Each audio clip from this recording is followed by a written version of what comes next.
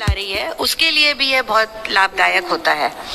Postpartum जब बच्चा पैदा हो गया है तो जो माँ अपने बच्चे को दूध पिला रही है उसका यूट्रस आसानी से कंट्रैक्ट हो जाता है, जिससे पोस्टपार्टम हेमरेज की समस्या कम हो जाती है।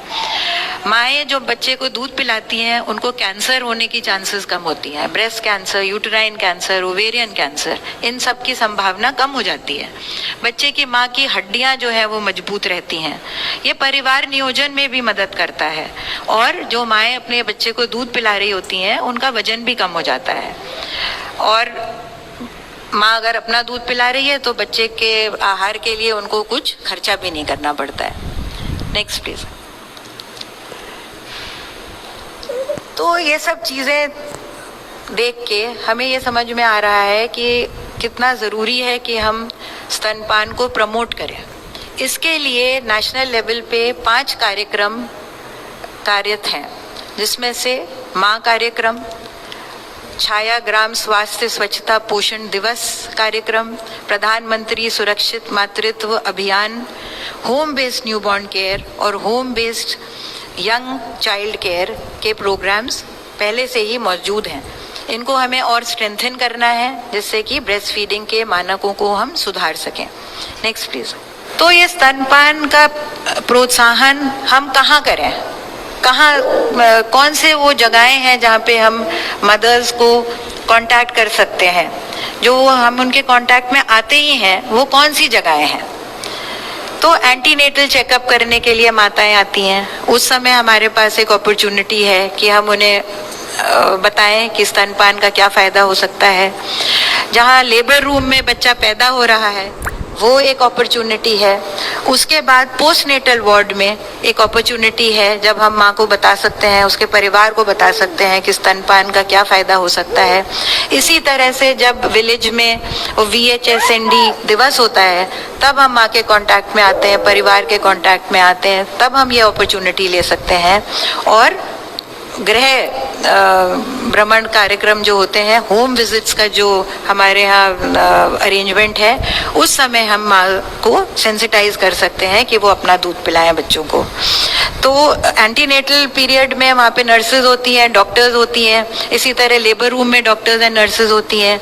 जब हम पोस्टनेटल वार्ड की बात करते हैं तो वहाँ पे डॉक्टर्स एंड नर्सेज तो हैं ही, उसके अलावा परिवार के सदस्य होते हैं।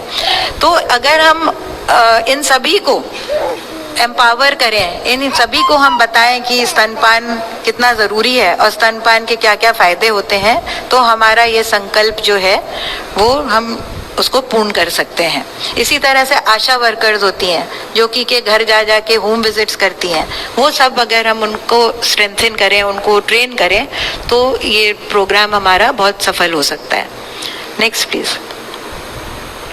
तो जो माँ कार्यक्रम है उसमें मास मीडिया का प्रयोग किया जाता है स्तनपान का प्रचार करने के लिए। इसी तरह से वहाँ पे ANM और डॉक्टर्स और नर्सेज उन सब की ट्रेनिंग करी जाती है। ट्रेनिंग के साथ साथ उनकी मॉनिटरिंग भी करी जाती है कि वो ठीक से अपना काम कर पा रहे हैं कि नहीं। और जो 10 मानक हैं जो किसी भी अस्पताल को बेबी फ्रेंडली हॉस्पिटल होने का दर्जा देते हैं, उनके ऊपर हम उनको मॉनिटर कर सकते हैं कि वो किस तरह से काम कर रहे हैं और उनको अवार्ड भी दे सकते हैं। Next please. तो चिकित्सा इकाइयों को बेबी फ्रेंडली बनाना हमारे लिए अति आवश्यक है। बेबी फ्रेंडली हॉस्पिटल वो होता है जहाँ पे ये 10 स्टेप्स जो हैं वो फॉलो हो रहे हैं। नंबर 1, हॉस्पिटल की जो ब्रेस्ट फीडिंग पॉलिसीज हैं वो क्लियरली डिस्प्लेड होनी चाहिए। जो स्टाफ है हॉस्पिटल का उन सब की ट्रेनिंग होनी चाहिए कि वो माँ को बता सकें कि क्या इम्पोर्टेंस है ब्रेस्ट फीडिंग की। एंटीनेटल केयर भी बहुत सशक्त होनी चाहिए। उस समय भी हमें माँ को प्रिपेयर करना चाहिए कि आगे जब उसका बच्चा होगा तो वो उसको फीड करेगी। बच्चा पैदा होते समय वहाँ पे स्किन टू स्किन केयर, पहला गोल्डन आवर माँ को ज़रूर मिलना चाहिए बच्चे के संग। अगर माँ को दूध पिलाने में कोई समस्याएं उत्पन्न होती हैं तो उसका समाधान करने के लिए ट्रेन्ड स्टाफ होना चाहिए, नर्सेज होनी चाहिए, डॉक्टर्स की ट्रेनिंग होनी चाहिए कि किस तरह से वो इन समस्याओं का समाधान कर सकें। कभी कभी ऐसा होता है कि माँ बहुत बीमार हो गई है या माँ कहीं और है और बच्चा कहीं और शिफ्ट करना पड़ा है क्योंकि वो बीमार है, तो उस हाल में हमें माँ के दूध के अलावा भी कुछ और दूध बच्चे को देना पड़ता है। तो इसकी भी कुछ गाइडेंस देने वाले लोग होने चाहिए। डॉक्टर की परामर्श से ही माँ के दूध के अलावा कोई और दूध बच्चे को देने का अरेंजमेंट होना चाहिए। रूमिंग इन की फैसिलिटी होनी चाहिए। पहले देखा जाता था कि बच्चे पैदा होते ही नर्सरी में भेज दिए जाते थे कुछ घंटों के लिए, लेकिन अब जो है ये प्रथा खत्म हो चुकी है। गोल्डन आवर में बच्चा अपनी माँ से स्किन टू स्किन कांटेक्ट में चिपक कर रहता है और उसके बाद भी बच्चा और माँ एक ही कमरे में, एक ही बेड में रूम्ड इन और बेडेड इन होते हैं। इसके अलावा समय समय पे अगर बच्चे को दूध पिलाने में कोई समस्या हो रही है तो हम उसका समाधान करें। माँ को ये बताना बहुत ज़रूरी है कि जब बच्चा रोए तभी ना वो उसको दूध पिलाए, क्योंकि जब बच्चा एक बार रोने लगता है तब फिर दूध पीने में वो बहुत नखरा करता है, तो वो उसके पहले ही कुछ इशारे समझे, जैसे कि बच्चे का मुंह खोलना, अपना हाथ अपने मुंह में ले जाना और उसको फीड कराए। इसके अलावा जब बच्चे की छुट्टी होती है उस समय हमें उसको बताना होता है कि भाई आप घर चले जाओगे तभी भी आपके पास सपोर्ट सिस्टम है।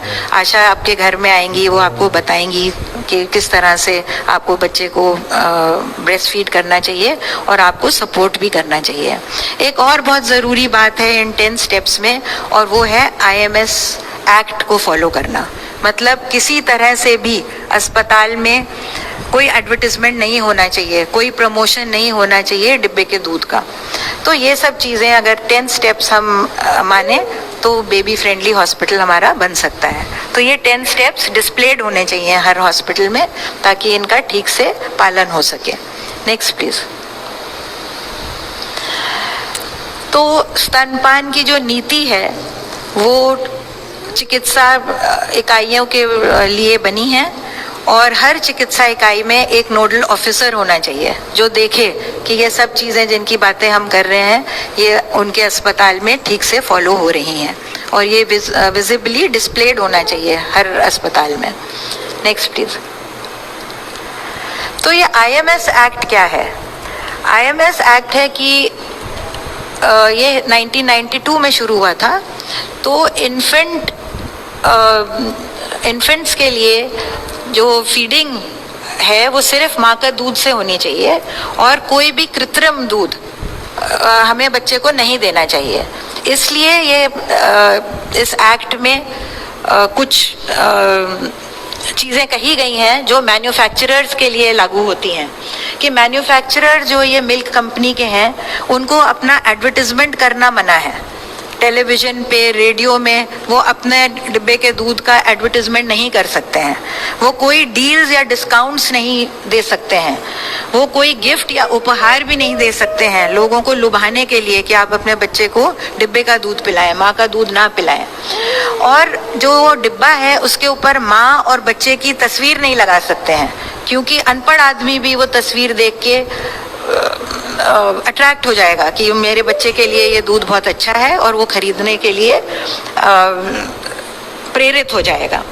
इसीलिए इसी तरह से चिकित्सकों के लिए भी कुछ चीज़ें हैं जो कि हमें बहुत गौर से अपनानी चाहिए। किसी तरह से हमें डिब्बे के दूध का प्रचार नहीं करना चाहिए, बोतल का प्रचार नहीं करना चाहिए। दूध बनाने वाली कंपनियों से किसी तरह का हमें उपहार नहीं लेना चाहिए, कोई खाने पीने का अरेंजमेंट, कोई कॉन्फ्रेंस का अरेंजमेंट उनसे हमें नहीं करना चाहिए, क्योंकि अगर हम ऐसा करेंगे तो फिर हम उनका डिब्बा प्रोपगेट भी करेंगे। Next please. तो जो मुख्य चिकित्सा अधीक्षक हैं उनका काम है कि वो देखें कि जो उनके अधीन अस्पताल हैं वहाँ पे ये IMS एक्ट का पालन हो रहा है, क्योंकि IMS एक्ट का पालन नहीं करने से फाइन भी हो सकता है और जेल खाना भी हो सकता है। तो ये क्रिमिनल बात है अगर आप IMS एक्ट को फॉलो ना करें। Next please. तो स्तनपान कराने में क्या चुनौतियां हैं? 3 मेन चुनौतियां हैं। जो बच्चे सिजेरियन सेक्शन से पैदा हुए हैं, जो बच्चे कमजोर पैदा हुए हैं, समय से पहले प्रीमेच्योर पैदा हो गए हैं, या जो माँ सबसे पहला शिशु पैदा कर रही है, ये 3 वो स्थितियां हैं जिनमें अक्सर देखा गया है कि स्तनपान पूरी तरह से नहीं कराया जाता है, 1 घंटे के अंदर स्तनपान शुरू नहीं कराया जाता है। तो अगर हम इन 3 चुनौतियों को अपने एजेंडा में रखें, अगर हम इनका सामना करें तो हम अपने स्तनपान के जो मानक हैं उनको बहुत हद तक बढ़ा सकते हैं। जो 24% का हमारा early initiation of breast feeding का मानक है, हम उसको बहुत बढ़ा सकते हैं। तो इसके लिए हमें क्या करना होगा? Next please. तो ये जो विशेष परिस्थितियां हैं, ये चुनौतियां हैं, तो समाधान भी कुछ होगा। तो जरूरी ये है कि जब 3rd ट्राइमेस्टर में माँ हमारे पास आए, तब हम उसको सेंसिटाइज करना शुरू करें कि जब तुम्हारा बच्चा होगा तो तुम उसको अपना ही दूध पिलाओगी, वही तुम्हारे बच्चे के लिए सबसे अच्छा होगा। जो हाई रिस्क प्रेगनेंसी है उसमें हमें उम्मीद है कि शायद बच्चा पहले पैदा हो जाए या शायद कमजोर बच्चा पैदा हो जाए, तो ऐसी माँ को पहले से ही बताना पड़ेगा कि अगर आपका बच्चा कमजोर भी पैदा हो गया है तभी भी आपके पास एक विकल्प है। हो सकता है बच्चा आपकी छाती से लग के दूध ना पी पाए, लेकिन आप अपना दूध निकाल के उस बच्चे के लिए दे सकती हैं, जिसको कि चम्मच से पिलाया जा सकता है या नली के द्वारा पिलाया जा सकता है। स्तनपान की एक नीति होनी चाहिए, ब्रेस्ट फीडिंग पॉलिसी, जो हर अस्पताल में, हर चिकित्सा की जगह में जहाँ पे ऐसी प्रेग्नेंट विमेन या लैक्टेटिंग विमेन जाएंगी वहाँ पे लगी होनी चाहिए। इसके अलावा एक नोडल ऑफिसर होना चाहिए जो देखे कि ये सब चीज़ें सुचारू रूप से चल रही हैं। हमें ये नहीं भूलना चाहिए कि हमारे स्टेट में, हमारे देश में सारे बच्चे सरकारी अस्पतालों में ही नहीं पैदा होते। सरकारी अस्पतालों में तो हम आशा वर्कर्स को, नर्सेज को, डॉक्टर्स को सेंसिटाइज कर रहे हैं, ट्रेन कर रहे हैं, लेकिन जो वो प्राइवेट हॉस्पिटल्स में डिलीवरी हो रही हैं उनका क्या हो रहा है? तो हमें उनका भी ध्यान रखना है और ये सब बातें हमें प्राइवेट हॉस्पिटल के लोगों को भी तक भी पहुंचानी है, क्योंकि प्राइवेट हॉस्पिटल्स में बहुत ज़्यादा ज़रूरी है कि स्तनपान की बढ़ोतरी दी जाए और ये सब चीज़ें जिनके बारे में हमने बातचीत करी है वो वहाँ पर भी करी जाए। Next please. तो चिकित्सा इकाई पर विभिन्न पदाधिकारी एवं कर्मचारियों को स्तनपान बिहेवियर में हमें शामिल करना है, जिसमें कि CMS हैं, MO हैं, स्टाफ नर्सेज हैं, मेडिकल ऑफिसर्स हैं, पीडियाट्रिशियंस हैं, सभी को सेंसिटाइज करना है। पता सभी को होता है कि माँ का दूध पिलाना अच्छा होता है, लेकिन कुछ कुछ बातें, जैसे कुछ कुछ मानक हैं, कुछ कुछ अंक हैं, कुछ कुछ फैक्ट्स हैं, फिगर्स हैं, वो लोगों को नहीं पता होती हैं। तो हमें उनको बतानी है और उनको किस तरह से इम्प्रूव करना है इसके बारे में ट्रेनिंग करनी है। Next please. तो सिर्फ अस्पताल के कर्मियों को ट्रेन करने से काम नहीं बनने वाला है। ये ज़रूरी है कि हमारे वार्ड्स में जो वार्ड आयाज हैं, वार्ड बॉयज़ हैं, जो माँ के संग उसकी बर्थ कंपेनियन है, हो सकता है उसकी बहन हो, उसकी कोई मित्र हो, जो उसको राय देगी कि अभी तुम्हें बहुत दर्द हो रहा है, अभी तुम बच्चे को अपनी छाती से कैसे लगा सकती हो, तो गलत राय देगी। तो इन सबको भी हमें सशक्त करना है कि सही बात क्या है। इसी तरह फार्मेसी है, केमिस्ट हैं, उनको भी हमें एजुकेट करना है कि भाई आप हर आदमी को एक डिब्बा बेचने की कोशिश ना करें। इसी तरह से वार्ड में भर्ती जो अन्य स्त्रियां होती हैं या आपस में एक दूसरे की बहुत काउंसलिंग करती हैं कि अरे कोई बात नहीं है, तुम अपना दूध पूरा नहीं पिला सकती हो, देखो मैं भी डिब्बा पिला रही हूँ, तुम भी डिब्बा पिलाने लगो। तो इन सब को हमें सशक्त करना है, इन सब को हमें एम्पावर करना है कि ये एक दूसरे को सही राय दें। Next please. इन सबको तो हमने सशक्त कर दिया। माता को हमें क्या स्किल्स सिखानी है जो बहुत जरूरी है कि स्तनपान वो अच्छी तरह से कर सके, 6 महीने तक सिर्फ बच्चे को अपना ही दूध पिला सके। करेक्ट पोजीशन क्या है, बच्चे को दूध पिलाने के लिए सही पोजीशन कैसी है, कैसे वो बच्चे को पोजीशन करे, कैसे वो बच्चे को लैच ऑन करे, माँ को बच्चे को ब्रेस्ट से किस तरह से लगाए और किस तरह से वो अपना दूध खुद निकालने में समर्थ हो, क्योंकि उसका बच्चा अगर कमजोर है या वो नौकरी करने जा रही है तो निकला हुआ दूध जो है वो कोई भी जना चम्मच से बच्चे को पीछे से पिला सकता है। Next please. अंत में हम बात करना चाहेंगे कॉम्प्रिहेंसिव लैक्टेशन मैनेजमेंट सेंटर के बारे में। इसको लोग मिल्क बैंक भी कहते हैं। हिंदुस्तान में 80 से ज़्यादा इस तरह के सेंटर्स हैं और हमें गर्व है कि हमारे मेडिकल कॉलेज में बाल विभाग में भी उत्तर प्रदेश का पहला CLMC है। कॉम्प्रिहेंसिव लैक्टेशन मैनेजमेंट सेंटर इसको इसलिए कहते हैं क्योंकि इसका काम सिर्फ दूध को इकट्ठा करके बैंक करने का नहीं है। इसका मेन काम है कि देखें कि हर बच्चे को पैदा होते ही 1 घंटे के अंदर माँ का दूध मिल जाए और माँ को ब्रेस्ट फीडिंग करने में सपोर्ट करे।